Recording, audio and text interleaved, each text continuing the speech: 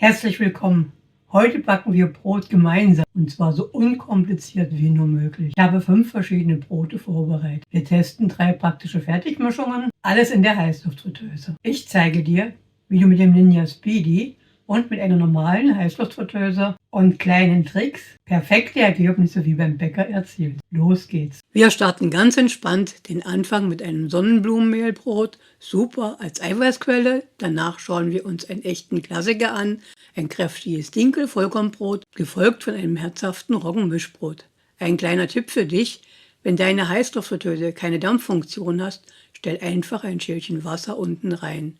Das ist das Geheimnis für die perfekte Kruste. Von dem Sonnenblumenmehl nehme ich jetzt die halbe Packung. Jetzt habe ich hier 300 Milliliter lauwarmes Wasser, was ich in meine Mixmaschine reingebe. Also ich habe so eine kleine Maschine, wo ich super das Brot drin kneten kann. Die Knethaken stelle ich jetzt entsprechend runter. Und jetzt kommt der Spritzschutz drüber, damit mir das Mehl nicht durch die Wohnung... So, die Maschine kurz in Betrieb genommen. Und jetzt kommt das Mehl Stück für Stückchen sachte dazu. Also ganz langsam erstmal einrühren lassen. Das hatte ich im Bäcker mal gehört, das ist wichtig, dass man das mal so sachte etwas leicht einrühren lässt und nicht gleich alles mit einmal reinpackt. Hier habe ich jetzt mein Gärkörbchen, was ich entsprechend jetzt vorbereite. In das Gärkörbchen kommt jetzt etwas Mehl unten rein. Und jetzt verteile ich das Mehl in dem Gärkörbchen gleichmäßig. Also nicht zu viel, aber gut auskleiden, damit nichts dran hängen bleibt dann nachher. Das ist wichtig. So, jetzt habe ich die Maschine höher gestellt und jetzt ist der ganze Rest alles noch dazugekommen, sodass die Masse gut durchgearbeitet ist. Jetzt soll ich vom Rand mal etwas runterstreichen von der Maschine, der Teig vom Rand entsprechend, damit die Maschine jetzt weiter gut durchkneten kann. Ja, wichtig ist nämlich, dass der Teig richtig gut geknetet ist, desto besser wird auch dein Brot. Also so lange musst du das kneten, bis sich der Teig vom Rand löst, dann weißt du, das Brot hat die richtige Konsistenz von der Geschmeidigkeit. So wird es auch vom Backen dann nachher richtig gut. Das ist ein wichtiger Schritt beim Brot. So, ich denke, so circa 5 Minuten hatte ich das jetzt mal geknetet. Und jetzt kann ich das Brot oder den Teig dann nachher entsprechend hier aus meiner Schüssel rausnehmen. Der Teig ist jetzt so ins Gärkörbchen reingekommen. Das Gärkörbchen hat ja hier so einen Überzieher, hätte ich beinahe gesagt, dabei. Und der kommt jetzt oben drüber und da lasse ich jetzt 30 Minuten an einen warmen Ort ziehen. In der Zwischenzeit bereite ich jetzt hier meine Unterlage vor, wo ich mein Brot reinpacke. Und da das unten drunter so Wellen hat, habe ich mir jetzt hier so eine glatte Schicht zugeschnitten noch. Und da soll das Brot danach entsprechend der Teig drinne backen. Also ich habe jetzt hier eine Silikonform genommen, wo ich das mal drinne jetzt gebacken habe. Und die Form, da kommt unten auch leicht etwas Mehl unten rein. So, das Brot ist aufgegangen und ich kann das jetzt hier aus meinem Gärkörbchen mal rausholen. Dann schauen wir uns das mal an. Ja, schau, das sieht schon bedeutend besser aus. Also hat richtig schön Volumen bekommen.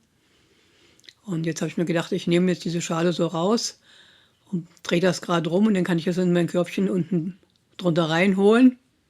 Ja, hat doch nicht ganz so geklappt, wie ich wollte. Ist etwas schief rausgekommen. Naja, wird das nächste Mal besser. Ja, das sind so die kleinen Tricks und kleinen Kniffs, die ich dir zeige. Mal klappt es richtig, mal klappt es nicht ganz so. Aber jetzt wird das nochmal abgedeckt, so rum wie das jetzt drin ist im Gärkörbchen. Und jetzt nochmal 30 Minuten an einen warmen Ort gehen lassen. So, das Gärkörbchen ist gleich wieder sauber gemacht und wir können gleich mit dem Speedy weitermachen. Boden unten rein, 500 Milliliter Wasser unten rein. Und da mache ich hinzu. Stecker rein, Programm.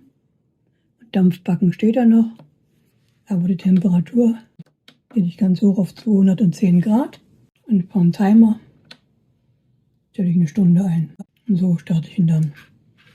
Der ist ja riesengroß hier rum. Ja, und hier kannst du jetzt sehen, wie ich das nach Brot von oben etwas leicht einschneide. Und da hatte ich einfach so ein Messer, so ein einfaches genommen, ein Tapeziermesser, so, wo man die Ränder abschneiden kann. Das hat gelangt, das hat wunderbar geklappt. Ja, und der Speedy war jetzt so weit vor, damit entsprechend das Brot jetzt in den Speedy entsprechend reinkommen kann. Mach vorsichtig, es ist alles sehr heiß, nicht, dass du dich dann nachher noch verbrennst dabei. Aber schau mal, wie groß das geworden ist. Brauchst du schon braun. Jetzt Temperatur runter. Ja, nach 15 Minuten Zwischenkontrolle bin ich runter auf die Temperatur von 180 Grad gegangen. So, es ist Zeit, einen Blick in Speedy rein und die Restzeit steht noch 20 Minuten und da hole ich jetzt das Brot jetzt mal sachte raus. Da habe ich jetzt hier meine Helferchen, das zeige ich dir auch mal, wie ich das entsprechend da jetzt raushole. Du siehst, das Brot konnte ich jetzt einfach mit dieser Zange greifen, rumnehmen. Du siehst das, weil es etwas verrutscht war, habe ich jetzt doch die Rillen unten drin, was ich eigentlich nicht wollte. Aber so nochmal rein ins Speedy und nochmal die Restzeit laufen lassen. Und schau, das Brot ist jetzt fertig und das sieht doch richtig, richtig schön lecker aus. Und ganz einfach war das doch zuzubereiten. Und mit meinen Tipps, die ich dir gegeben habe, kannst du auch ein ganz normale Eisoferdöse das auch machen. Stell ein Wasserschälchen unten mit rein und du kriegst genauso richtig leckeres, knuspriges, knackiges Brot. Also du hörst das jetzt gleich nochmal. Ich speise jetzt gleich mal da rein. Hast du gehört, wie knusprig? Richtig klasse knusprig. Ja, und jetzt ist dieses leckere Dinkel-Vollkornbrot dran, wo ich auch wieder diese Fertigpackmischung mal jetzt getestet habe. Und die Vorgehensweise ist klassisch wie bei dem Video vorher. Da spule ich jetzt schnell mal kurz vor, damit du nicht das lange warten musst und die Einzelschritte nochmal ansehen musst. So, diesmal habe ich einen Streifen Backpapier unten drunter getan, habe das so jetzt in diese Form rein. Und hier ist es jetzt wichtig bei dem Dinkelbrot, dass das von oben mit Wasser gut bestrichen wird. Desto besser wird jetzt hier auch die Kruste bei dem Dinkelbrot jetzt oben drüber. Ja, da hat jedes Brot so ein bisschen seine Feinheiten. Das eine muss durch einmehlen, das andere muss jetzt hier das Wasser oben drüber kommen. Und das ist jetzt bei dem Dinkelbrot jetzt hier besonders wichtig, dass du es entsprechend so jetzt hier mit dem Wasser einstreichst. Ja, und so kommt er jetzt in den Speedy. Ich habe da unten schon etwas Wasser drin. Krieg da gleich unten.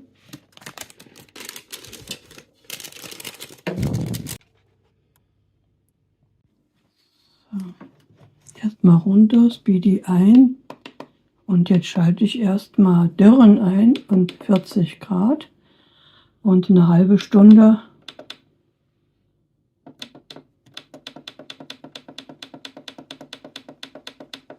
eine Stunde Zeit, dann kann ich jetzt nur. So lasse ich den jetzt noch mal gehen da drinnen. So.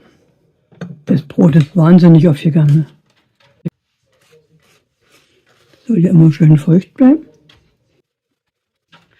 So, und jetzt habe ich mir überlegt, dass ich hier so Herzchen drauf mache. Ich habe hier so Sesam.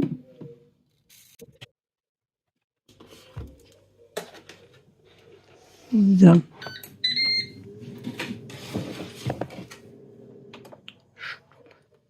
Jetzt kommt der Hebel hoch. Ein. Dampf backen. 210 Grad. Timer stelle ich auf 40 Minuten. Aber so lange brauche ich nicht, aber ich lasse ihn lieber länger. Nach 10 Minuten schaue ich rein und stelle ihn runter.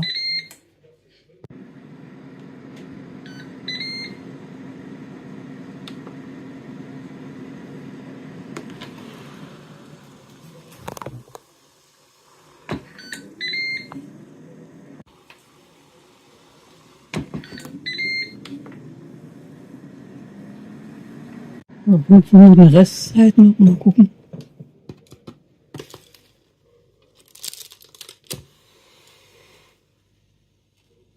Ich glaube, ich hole das jetzt mal raus. Ja. Denn unten braucht das noch.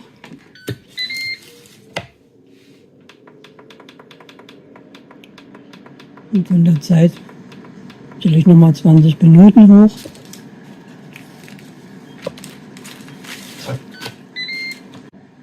Ja, es lassen noch 4 Minuten Restzeit.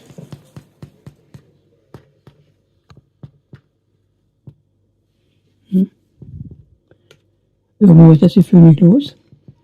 Der braucht noch etwas. Er hat ja noch 4 Minuten. Und bevor der mir nachher wieder aus ist, schalte ich nochmal auf 10 Minuten. Muss ich nachher wieder rechnen.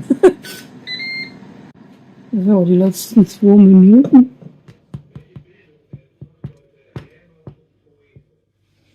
Ja, nach den 2 Minuten lasse ich ihn ausgehen. Dann sind es 55 Minuten gewesen insgesamt. So, mit der Zange werde ich jetzt mal versuchen, das rauszuholen. So. Naja, mein Händchen hätte ich mir sparen können. Wäre vielleicht sogar besser gewesen, hätte nichts gemacht. Naja, okay. So, Anschnitt. Man hat Hunger. Brot ist zwar noch heiß.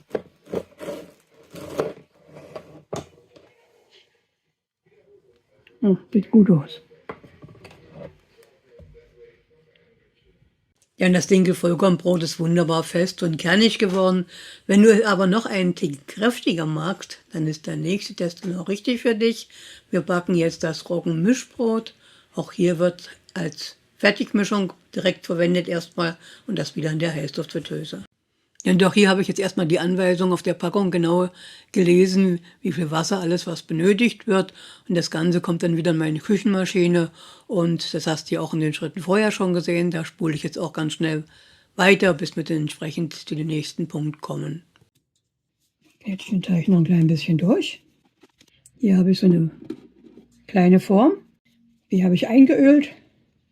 Da packe ich den jetzt rein. Und da soll es sich fast verdoppeln, der muss ja richtig hochgehen. Also lassen wir das jetzt so da stehen. Ja, ich hatte nach 10 Minuten, hatte ich das Ganze dann nachher in das Gärkörbchen rein, das mir eingefallen, dass ich so eins habe, und habe es da drin jetzt 45 Minuten gehen lassen. Und so sieht das jetzt aus, wie es aufgegangen ist. Ja, hier habe ich jetzt so eine Schiene, darauf packe ich jetzt meine Folie. Das ist jetzt passend für meine Heißluftfritteuse und darauf kommt jetzt das Brot. Ich habe die untere Fläche auch ein klein bisschen eingemehlt. So aus dem Gärkörbchen hole ich das direkt raus. Und ich hatte vorher geguckt mit der Größe, es passt gerade so da drauf, also größer als nicht sein dürfen.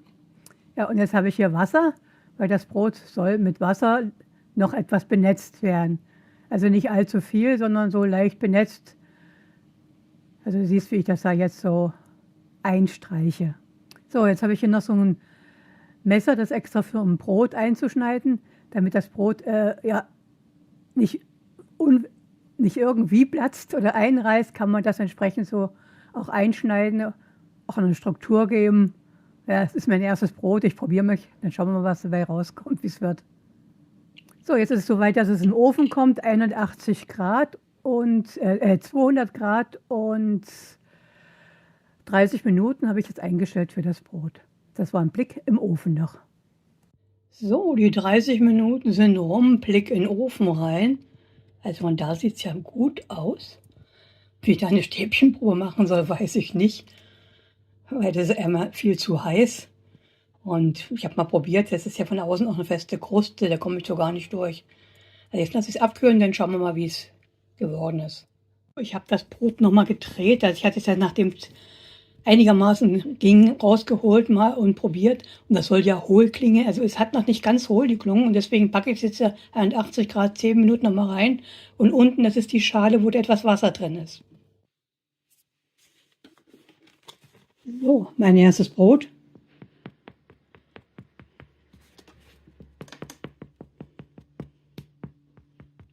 Klopft es, soll sich ja hohl anhören. Nicht schön. So. Kalt werden lassen. Aussehen tut es lecker. Duften tut es hier. Wenn es kalt ist, schneide ich es an.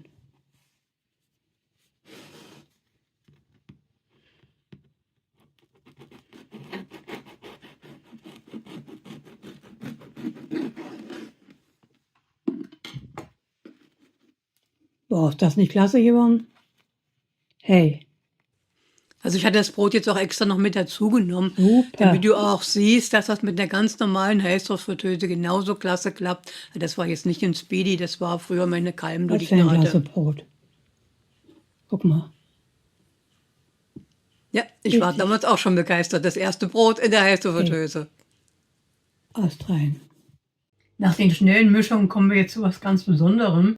Ja, und dieses Rezept heißt Friss dich dumm Brot. Ja, was soll ich sagen? Der Name ist wirklich Programm. Das schmeckt so klasse, dass man kaum aufhören kann zu essen. Ja, und du hast auch gesehen jetzt hier, dieses letzte Fertigmischung, das war also ganz normale Heißluftfritteuse. Es war jetzt kein Speedy, das hätte ich genau jetzt so in der Corsori zubereiten können. Damals hatte ich noch meinen kleinen Backofen, meinen Calmdo, wo ich das reingetan hatte. Also Ich habe dir da auch das nochmal extra drin auch gezeigt mit dem Wasserbehälterchen drin. Und so klappt da wunderbar das Brot, egal welche heiße Fritteuse du hast. Super, friss dich dumm Brot. Hör jetzt mal, ist das nicht Musik für die Ohren, wenn das Brot so klingt?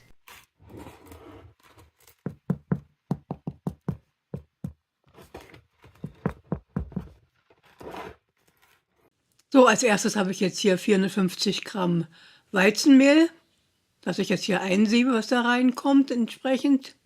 Dazu kam dann 100 Gramm Dinkel. Dann habe ich mein Roggenmehl, davon brauche ich 200 Gramm. Ein Päckchen Backpulver und 50 Gramm Weizenmehl Typ 1050. 3 Teelöffel Salz und 1 Teelöffel Zucker. Das alles insgesamt waren es dann nachher 750 Gramm Mehl, die da drin waren.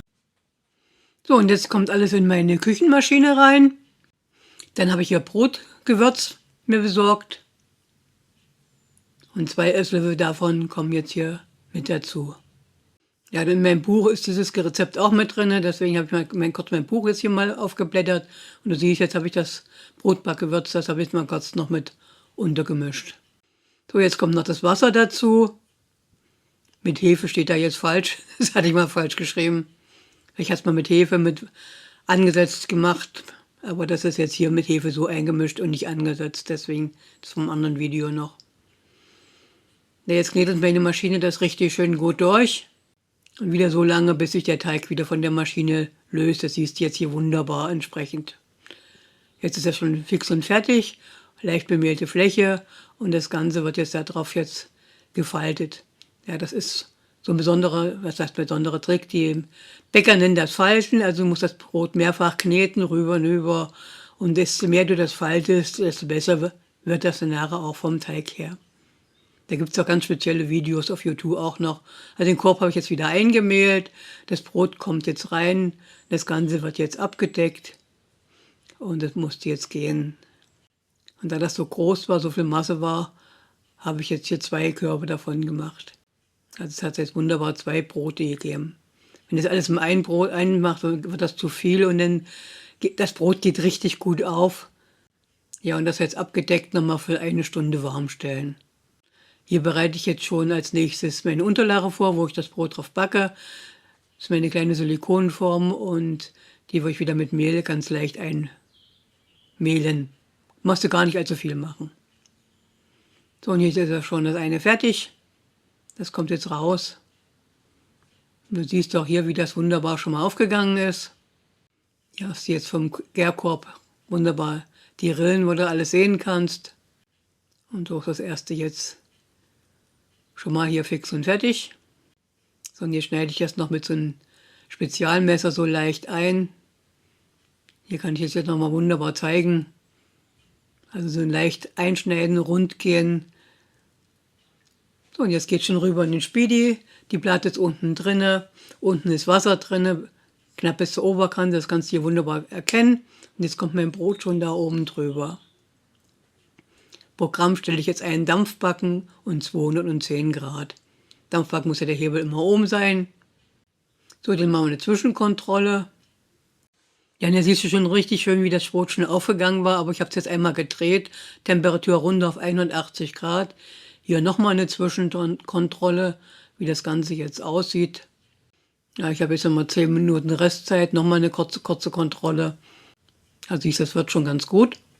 So, Brot ist fertig. Öffnen und schau, wie so einfach kann ich es auch wieder jetzt rausholen. Also dieser Helferchen ist wirklich sehr, sehr praktisch. Den nehme ich fast für alles möglich, um immer Speisen aus der heißen Fritteuse rauszuholen. So, das Brot ist noch sehr heiß, deswegen habe ich jetzt hier auch meinen Handschuh, wo ich das anfasse. Aber ich komm mal, ja, schau mal, das sieht doch sowas von lecker aus, sowas von köstlich. Kurzer Klopftest, du hörst, das hat sich jetzt richtig gut angehört. Ja, zum Schluss wird es jetzt richtig traditionell. Wir backen ein Bierbrot nach Art von Oma. Das ist echt Backhandwerk. Das Bier gibt dem Brot eine würzige Note und eine Kruste, die so richtig kracht. Das ist ein Bierbrot und da brauche ich Schwarzbier dafür. Und ganz wichtig ist, muss die Temperatur von dem Bier genau messen, denn das Bier braucht eine bestimmte Temperatur, damit das dann nachher entsprechend auch gehen kann. Denn das Bier ist unsere Gäre diesmal. Aber das zeige ich dir im Video noch ganz genau. Schau mal, was ich hier habe. Beste Oma der Welt steht da. Das habe ich von meinem Sonnenschein geschenkt bekommen. Ja, und das nehme ich jetzt und wiege jetzt hier mein Salz ab. Und vom Salz brauche ich genau 7 Gramm. Als nächstes brauche ich jetzt 500 Gramm Mehl. Ich habe meine Waage auf 0 gestellt und das Mehl muss jetzt fein gesiebt werden. Das ist wichtig, desto besser wird das Brot, wenn das Mehl vorher schön gesiebt wird und so entsprechend dann nachher weiter verarbeitet wird. So, jetzt mache ich erst eine kleine Mulde jetzt hier in mein Mehl rein. Dann habe ich jetzt mir hier 7 Gramm Backpulver abgewogen. Die kommen jetzt hier zu dem Mehl dazu. Und weiterhin habe ich noch meine 7 Gramm Salz, die du ja vorhin auch schon gesehen hast. Die kommen jetzt auch noch mit da in die Masse hinein, zu dem Mehl. Das Ganze muss jetzt gut durchgemischt werden, sodass das Salz mit dem Backpulver und dem Mehl gut vermischt ist. Ja, und dann hatte ich mir jetzt noch 7 Gramm Röstzwiebeln abgewogen und die mische ich jetzt auch noch mit unter diesem Mehl mit dazu. Die Röstzwiebeln geben auch noch ein schönes Aroma, was wir jetzt zum Schluss festgestellt haben, nachdem wir das Brot angeschnitten haben und gegessen haben. Das hat wirklich richtig lecker geschmeckt. Aber das verteile ich jetzt gut hier unter dem Mehl erst noch. Ja, und jetzt kommt noch was ganz Besonderes dazu. Und zwar 1,5 Esslöffel Honig. Honig mit dem Schwarzbier zusammen und diese Röstzwiebeln. Das gibt ein ganz besonderes Aroma. Also das rundet das Ganze wirklich nochmal zum letzten i-Tüpfelchen ab. Das ist wirklich ein leckeres Rezept von der Oma, was ich da ausgegraben habe. Mal schauen, was ich in ihrem Rezeptbuch alles noch so leckere Sachen finde. So, jetzt verrühre ich das Ganze erstmal wieder mit dem Mehl schön, damit der Honig jetzt auch unter die Masse kommt und nicht irgendwo einseitig hängen bleibt und nicht gleichmäßig verteilt. Ich möchte, dass das Mehl mit dem Honig, mit den ganzen Zutaten richtig schön verteilt ist. Und das ist am besten, lässt sich das jetzt machen. Hier habe ich jetzt ein Helferchen mir geholt, mit dem ich das abstreife und mit dem arbeite ich nachher auch das ganze Mehl weiter durch. So, dann war ich auf die Idee gekommen, habe gedacht, ich könnte mein Bier in dem Speedy drinne warm machen. Ja, im Prinzip, es hat doch geklappt. Ich habe da mal die Anfangsmessung gemacht und dann später die Endmessung, aber es hat einfach im Speedy zu lange gedauert. So, das ist jetzt das fertige Produkt, dann sehen wir, die Temperatur zwischen 35 und 40 Grad soll es sein. 38 hat es mir angezeigt. Ich habe auch das Öl erwärmt, weil wenn das Bier warm ist und das Öl kalt, wird es auch wieder kalt. Deswegen habe ich auch das Öl erwärmt. Und das Ganze wird jetzt unter die Teigmasse, unter die Mehlmasse jetzt gut durchgearbeitet. Also das Bier macht separat warm, ein kleines Töpfchen rein, entweder mit der Mikrowelle oder auf den Herd, ein bisschen warm machen. Im Speedy, ich habe es laufen lassen, es hat eine Stunde gedauert. Das war einfach viel zu lange, also dies war keine gute Idee von mir. Ja, und jetzt kommt halt ein ganz wichtiger Schritt, das ist, den Teig richtig gut durchzuarbeiten. Also den wirklich, dass der richtig geschmeidig wird. Jetzt habe ich nur aus der Schüssel genommen, habe hier etwas Mehl auf mein Holzbrett gelegt und jetzt arbeite ich den Teig richtig durch. Also er muss richtig schön geschmeidig werden. Das ist ganz, ganz wichtig jetzt für den ersten Schritt. Also immer wieder mal falten, wieder rollen und ein bisschen Mehl drunter verteilen, sodass der Teig geschmeidig wird.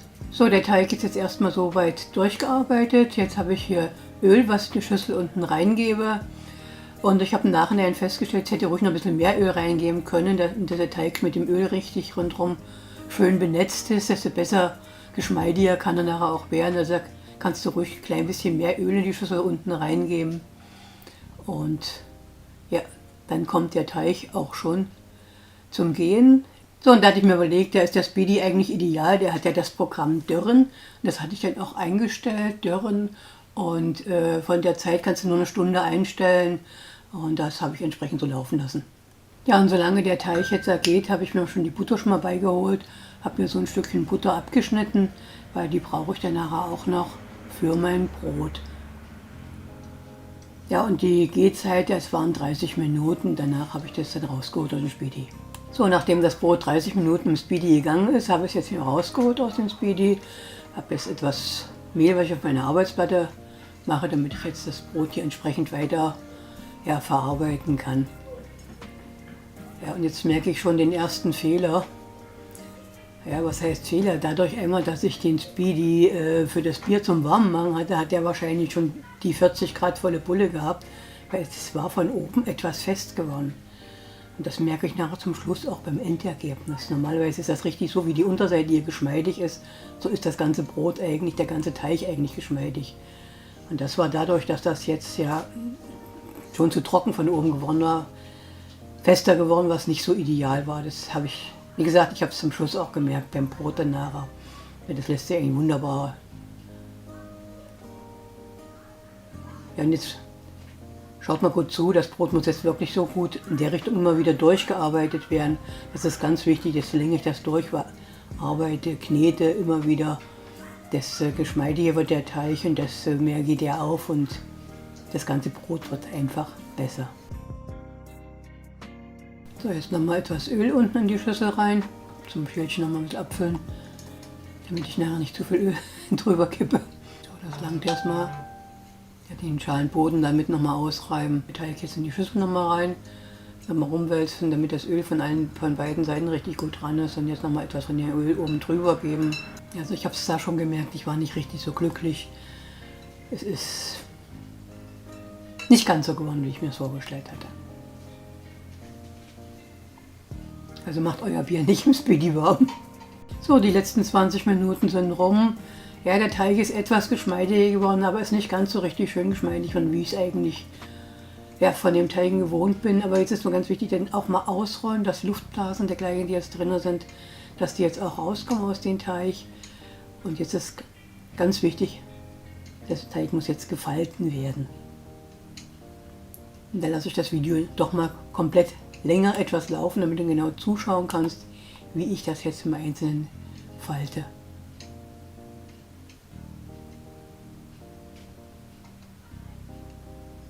Also erst die eine Seite einklappen, dann die andere Seite einklappen und jetzt von oben das aufrollen. Ja, und ich merke auch hier wieder noch, dass der Teig doch eine festere Schicht zwischendrin hatte. Es hat sich nicht mehr ganz gegeben. Wie sagt man so schön, aus Fehlern lernt man. Aber ich habe gedacht, ich wollte es erst nochmal neu machen, das Video, und dann habe ich gedacht, nee, ich lasse es drin. Vielleicht macht von euch auch jemand den Fehler und dann wisst ihr schon Bescheid, dass ihr das nicht macht.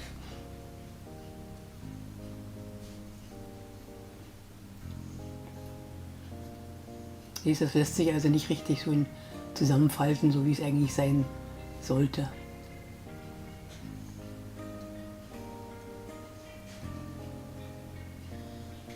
Jetzt hat man noch hier unten die Naht, die dann geschlossen wird. So, jetzt habe ich mir so einen schönen Helferchen gekauft, das ist richtig praktisch. Darauf kommt jetzt mein Teig.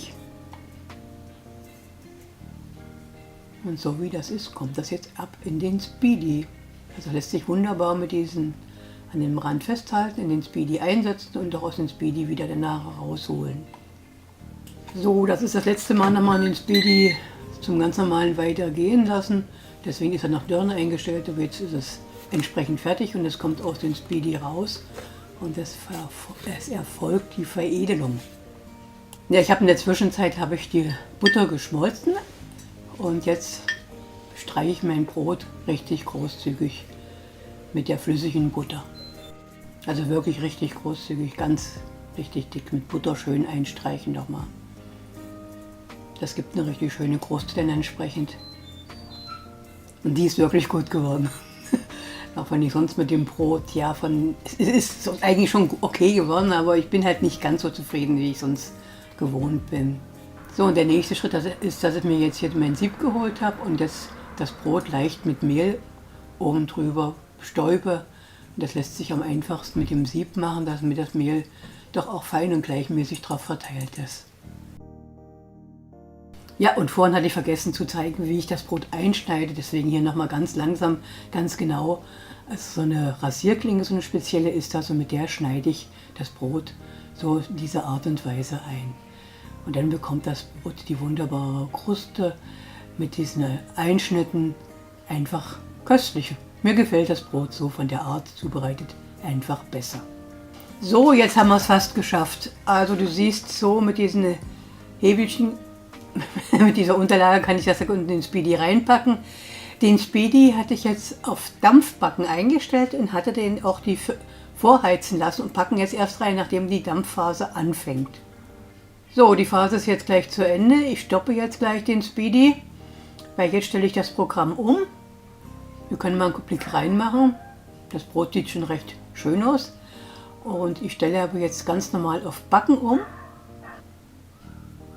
Ja, ich habe mir überlegt, ich lasse es bei 165 Grad und von der Zeit stelle ich jetzt 20 Minuten ein und dann kontrolliere ich nochmal.